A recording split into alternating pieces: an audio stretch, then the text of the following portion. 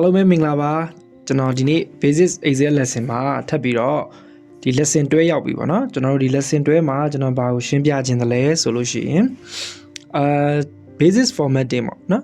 အရှိမှာတော့ကျွန်တော် basis formula တွေပြောပြခဲ့တယ်အဲ့တော့အခုကတော့ basis formatting ပြောပြမယ်အဲ့တော့ကျွန်တော်တို့ဒီမှာရှိနေတဲ့ excel data တွေကို format တွေဘယ်လိုချိန်မလဲပေါ့ format ဆိုတော့ဥပမာဒီမှာရှိနေတဲ့ကျွန်တော်စလုံးတွေကို font တွေပြောင်းတာနောက်ပြီးတော့စလုံးကိုအလယ်မှာထားမှာလားဘေးမှာထားမှာလားညာဘက်ကိုကတ်မလားဘယ်ဘက်ကိုကတ်မလားစသဖြင့်ပေါ့လေဒီလိုမျိုးစလုံးတွေကို alignment လုပ်တဲ့ဟာကိုလည်းကျွန်တော် format လို့ပဲပြောတာပေါ့နော်ပြီး radius လောက်တာ match ပေါင်းပြတာဆဲနှစ်ခုတစ်ခုအဖြစ်ပေါင်းပြတာစတဲ့အားတွေကိုကျွန်တော်ပြပြပါမယ်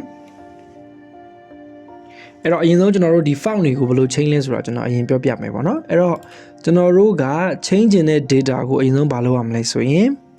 select မှတ်ကြမယ်ပေါ့Okay အဲ့တော့ကျွန်တော်စပြီးတော့ဒီအပေါ်က heading line ကို title ကိုကျွန်တော်တို့မှတ်လိုက်မယ်เนาะဒီကနေ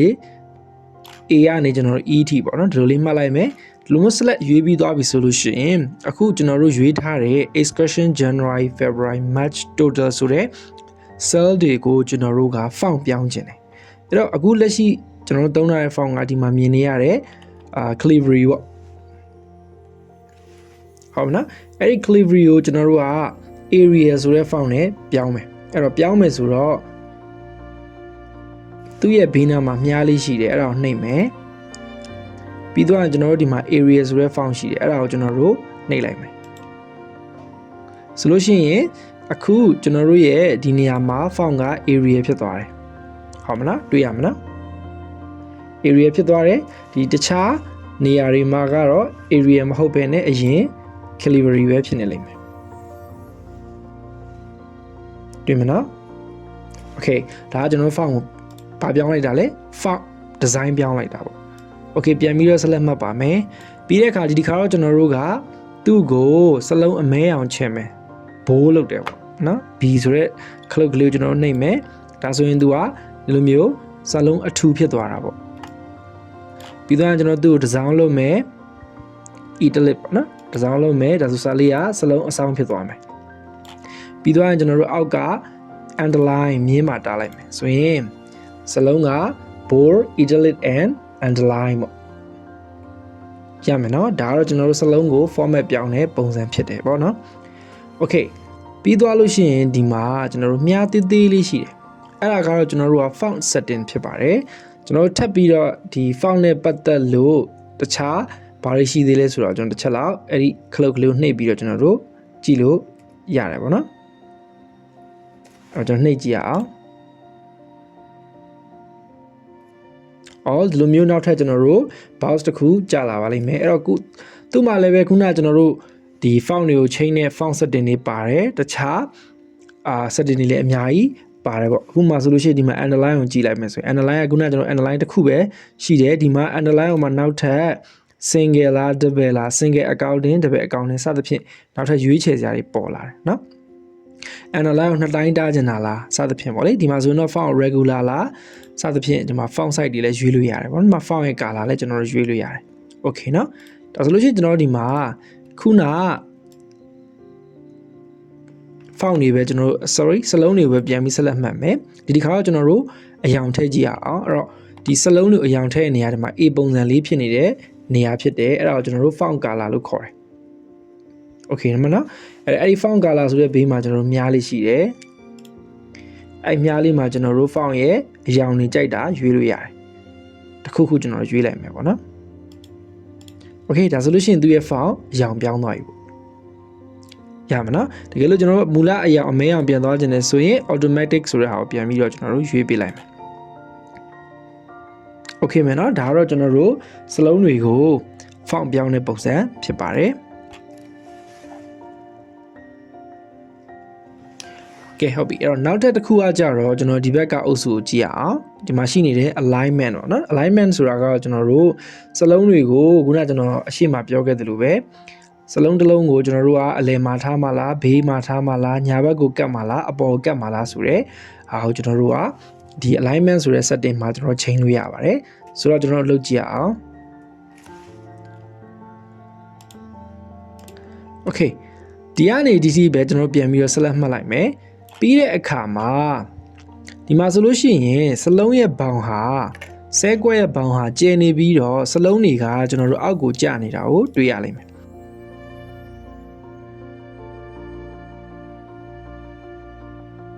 ဆိုတော့အဲ့ဒီအားလုံးကိုကျွန်တော်အလယ်မှာထားခြင်းနဲ့ဆိုရင်သူတို့အရင်ဆုံးဆက်လက်ပေးလိုက်မယ်ပြီးတဲ့အခါမှာဒီ alignment ဆိုရဲကျွန်တော်တို့ setting တွေကိုသွားမယ်ဟုတ်ပြီနော်ပြီးတော့လို့ရှိရင်ကျွန်တော်တို့ဒီမှာဒီဟာလေးကတော့အလယ်ဖြစ်တယ်ပေါ့ကျွန်တော်တို့ဒီ center ဆိုတဲ့ဟာလေးကျွန်တော်နှိပ်လိုက်မယ်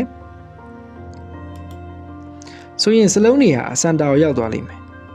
နော်ဒါပေမဲ့ကျွန်တော်တို့အခုဘာဖြစ်နေသေးလဲအလဲစန်တာကိုရောက်ပြီမဲ့လေအပေါ်အောက်ကတော့ကျွန်တော်တို့ကအပေါ်ကြီးကကျဲပြီးတော့ဒီအောက်မှာကကျင်းနေတော့မယ်အဲ့တော့မျှသွားအောင်လို့ဒီ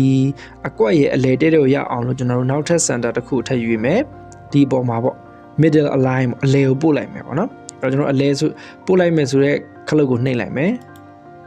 ဆိုရင်စလုံးနေရာအခုလိုမျိုးအလဲကိုရောက်သွားမှာဖြစ်တယ်ပေါ့တကယ်လို့မှကျွန်တော်တို့ကဘေးကိုကတ်ချင်နေဆိုရင်ဒီမှာဘယ်ရှိတယ်ညာရှိတယ်အောက်ဆုံးတောင်းရှိတယ်အပေါ်ဆုံးတောင်းရှိတယ်ဟုတ်ပြီနော်ကိုအဆင်ပြေသလိုဒီမှာကျွန်တော်တို့ alignment ကိုချိန်လို့ရတယ်သဘောပေါက်မလား okay ဟုတ်ပြီအဲ့တော့ကျွန်တော်နောက်ထပ်တစ်ခါဘာကိုထပ်ပြီးတော့ပြချင်နေဆိုရင်ဒီမှာရှိနေတဲ့ကျွန်တော်တို့ rep test ဆိုတာရှိတယ်အဲ့တော့အဲ rep test ဆိုတာကကျွန်တော်တို့စလုံးတွေကို cell တစ်ခုထဲမှာမဆန့်တဲ့အခါမှာဆန့်သွားအောင်ပေါင်းပြတဲ့ပုံစံမျိုးဖြစ်တယ်ဥပမာဆိုရင်ဒီမှာကြည့်လိုက်ဒီစလုံးဆိုလို့ရှိရင်ကျွန်တော် A မှာရိုက်ထားတော့ညာလည်းပဲသူ့ရဲ့စလုံးဟာရှည်နေတဲ့အတွက် B ဘက်ကိုရောက်နေတယ်ဟုတ်မလားဒီ excursion ဆိုတဲ့စာဟာ B ကွက်ဘက်ကိုကျူးနေတယ်အဲ့တော့အဲ့ဒါကိုကျွန်တော်တို့က A ကွက်ထဲမှာပဲဆန့်အောင်ပေါင်းထည့်ခြင်းတယ်ဆိုရင်အဲ့ rep test ကိုနှိပ်လို့ရတယ်ဆိုရင်ဒီလိုပုံစံလေးဖြစ်သွားလိမ့်မယ်ရမယ်နော်အဲ့တော့ bond boy excursion ဒီ rep test လုပ်လိုက်တဲ့အတွက် A1 ဆိုတဲ့ cell မှာပဲပေါင်းပြီးတော့အခုလိုမျိုးဖော်ပြနေတာကိုတွေ့ရပါလိမ့်မယ်ဆိုရင်ဒါဟာ rep test လုပ်တယ်ပေါ့ okay တကယ်လို့ကျွန်တော်တို့ rep test မလုပ်ဘဲနဲ့အခုလိုမျိုး A ကနေ B ကိုအကျော်နေတာကိုကျွန်တော်တို့ဒီ A နဲ့ B cell ပေါ့နော်ဒီအကွက်ကလေးကိုကျွန်တော်တို့ cell လို့ခေါ်တာ哦အဲ့ဒီ cell နှစ်ကွက်ကိုတစ်ကွက်ထဲအနေနဲ့ပေါင်းပြင်နေဆိုရင်အဲ့ cell နှစ်ကွက်ကိုကျွန်တော်တို့အရင်ဆုံးဆက်လက်ပေးမယ်ပြီးတဲ့အခါမှာဒီမှာ match and center ဆိုတာရှိတယ်ဘေးနားမှာမြားလေးတစ်ခုရှိတယ်အဲ့တော့ match and center လုံးမှာလား match cross လုံးမှာလားအဲ့တော့ကျွန်တော် match and center ကိုပဲရွေးလိုက်မယ်ဆိုရင်ဒီစလုံးဒီဘာဖြစ်သွားပြီလဲ A နဲ့ B နဲ့အကွက်ဒီတစ်ကွက်ထဲဖြစ်သွားတယ်ဒီမှာဆိုလို့ရှိရင်၄တောင်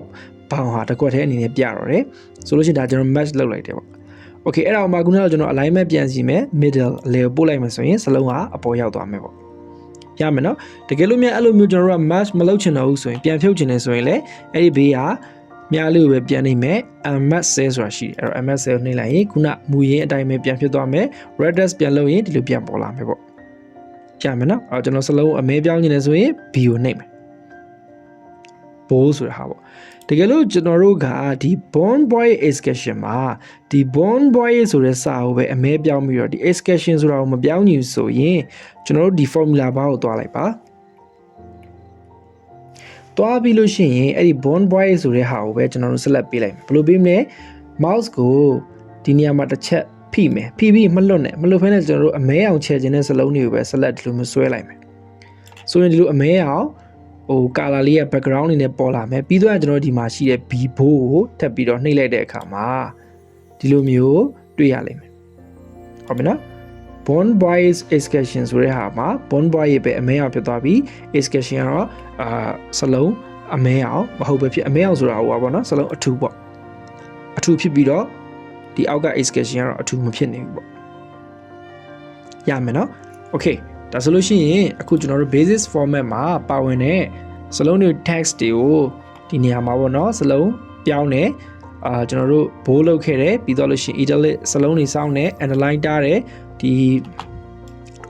format ကိုကျွန်တော်တို့ခုနချိန်ခဲ့တယ်ဟုတ်မလားကျွန်တော်မှတ်မိအောင်တစ်ချက်ပြန်ပြမယ် area လို့ချိန်ခဲ့တယ်ပြီးတော့ရင်ခုနကျွန်တော်တစ်ချက်ပြောဖို့ကြံခဲ့တာစလုံးရဲ့ font size ကိုလည်းဒီမှာပြောင်းလို့ရတယ်နော်14လား16ဒါ size တွေပေါ့နော်16ဆိုရင်လည်းပိုကြီးရမယ်18ဆိုကြီးမယ်20ဆိုပိုကြီးရမယ်ပေါ့အဲ့ကျွန်တော်မှ16လောက်ပြောင်းလို့ရတယ်โอเคမယ်နော်အဲ့လိုမျိုးကျွန်တော်တို့ကမပြောင်းညင်လို့ရှိရင်လည်းဒီဘက်မှာ A ဆိုနှစ်ခုရှိတယ်တွေ့ရမလားအဲ့ဒါအပေါ် increase ဒီဟာကအောက်ဆိုလို့ရှိရင် decrease စလုံးကို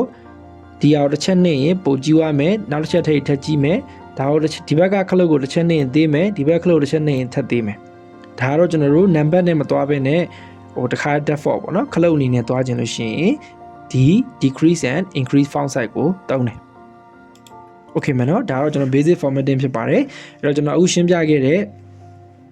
lesson 12ရဲ့ဒီ basic formatting alignment လုပ်တာ font တွေကို site ပြောင်းတာ format ပြောင်းတာအားလုံးနားလည်မယ်လို့ကျွန်တော်ယူဆပါတယ်အဲ့တော့ကျွန်တော် lesson 13မှာပြန်ပြီးတော့စုံပါမယ်အားလုံးကျေးဇူးအများကြီးတင်ပါတယ်ခင်ဗျာ